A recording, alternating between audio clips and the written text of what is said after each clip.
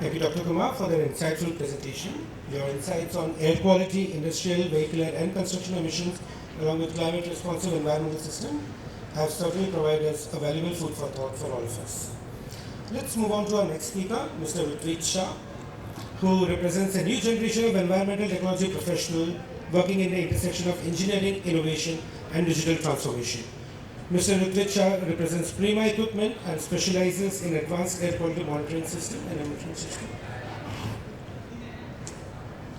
With expertise spanning indoor air quality, ambient air quality monitoring, sensor technologies, intelligent analytics, and continuous emission monitoring systems, he has been involved in developing practical solutions that support both industrial compliance and smart city initiatives. Please join me in welcoming Mr. Rutvij Shah.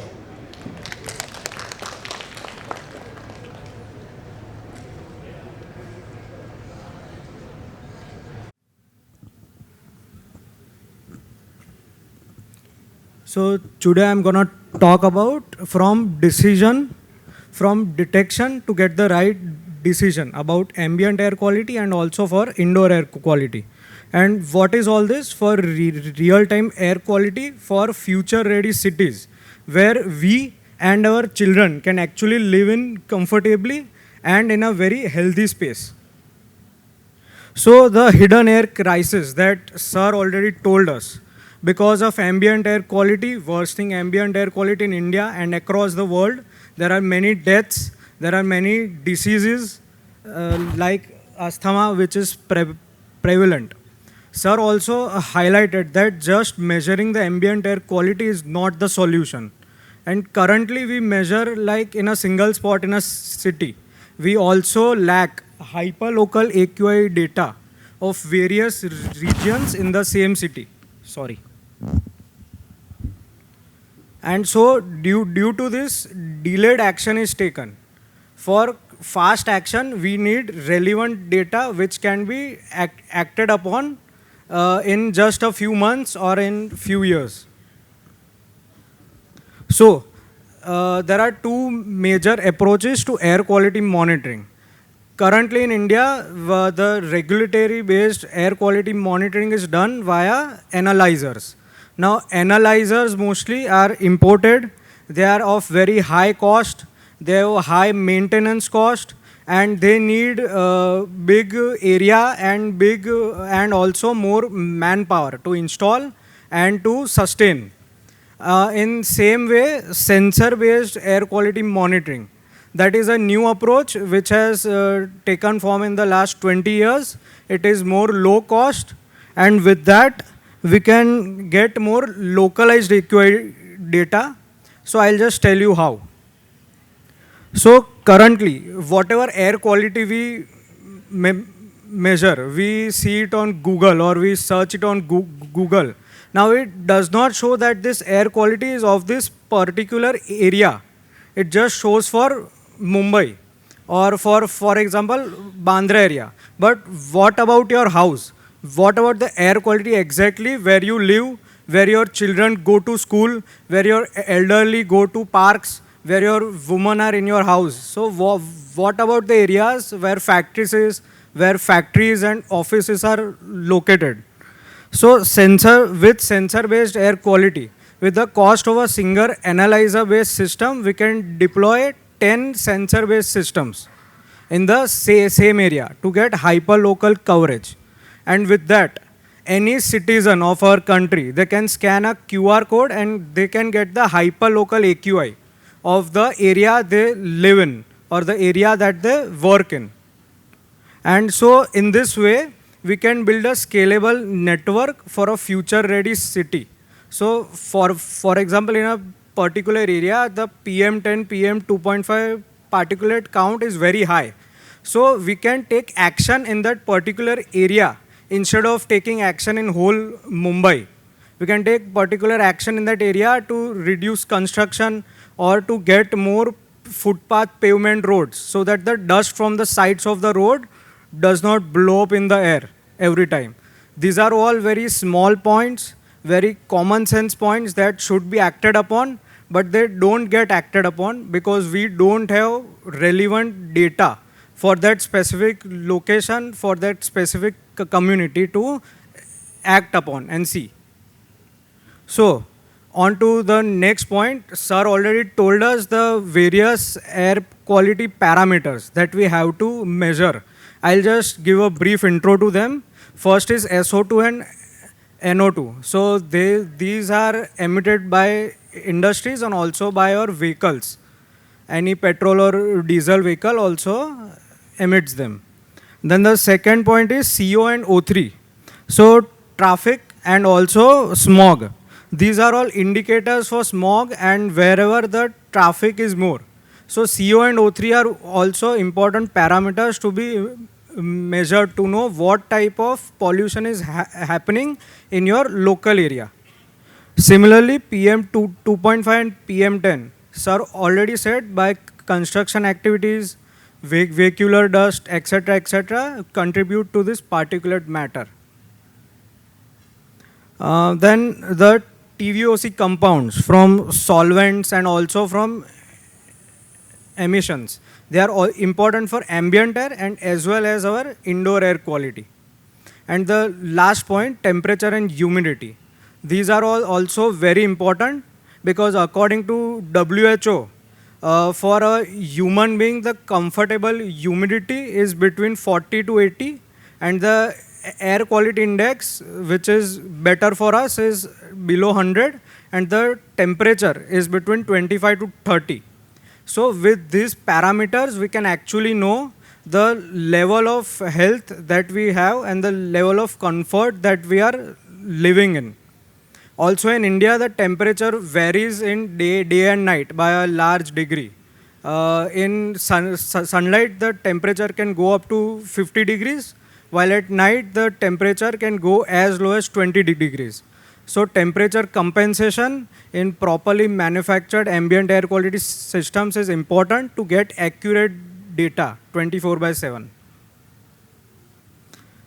The second thing is validation. Validation of any analyzer-based system or any sensor-based system that we decide to install in any location and in hyperlocal locations. So the first point is ISO IEC 17025 accredited lab. Such accredited labs are the only solution which can validate and properly calibrate such sensor-based and analyzer-based systems. Such labs are backed by European and American certifications that they have the proper knowledge and the systems to ensure that the data that you get on your phone, the data that the government decides to act upon is actually accurate and reliable. The second point is US EPA method validation. Currently, US EPA methods are prevalent all over the world, and so we should ensure our systems which are installed in India are validated against those methods, because US EPA itself does not give a certification. It just gives standards and methods that you have to follow. And the third point is stringent calibration. Now, accurate air quality is not a one-time task. You just install the systems and then forget about that? No. Accurate calibration of the systems every once a year ensures that the data that we get to take reliable actions is actually accurate. Now, where to deploy them? Now, the first place is urban areas, where we actually live our whole life, like we go to parks, we go to our offices, schools, etc. And also in traffic infested areas where there are large number of vehicles that go from there. The second point is at industrial sites. Now, traditionally, industrial sites have been far from the cities. But because of the expansion of the cities, the residential areas and the industrial areas are very close by. So, in the fence of the industrial area, such ambient air quality monitors should be installed to know that this air quality is actually coming from there. The pollutants are coming from those industrial areas. And the third point is indoor spaces, because as World Health Organization says, we spend 90% of our time indoors. So the air quality indoors is as much important, if not more, than the air quality outdoors. So in indoors also we monitor TVOC, CO2, temperature and humidity to ensure that the air quality is good or not. So this is an example of a deployment in my hometown Vadodara, where we have tried to know the air quality in various areas of our city like Baili, Padra, Chakli Circle, Lakshmipura. So in the map you can see the air quality monitors are not actually deployed one, but there are many hyper-local data available.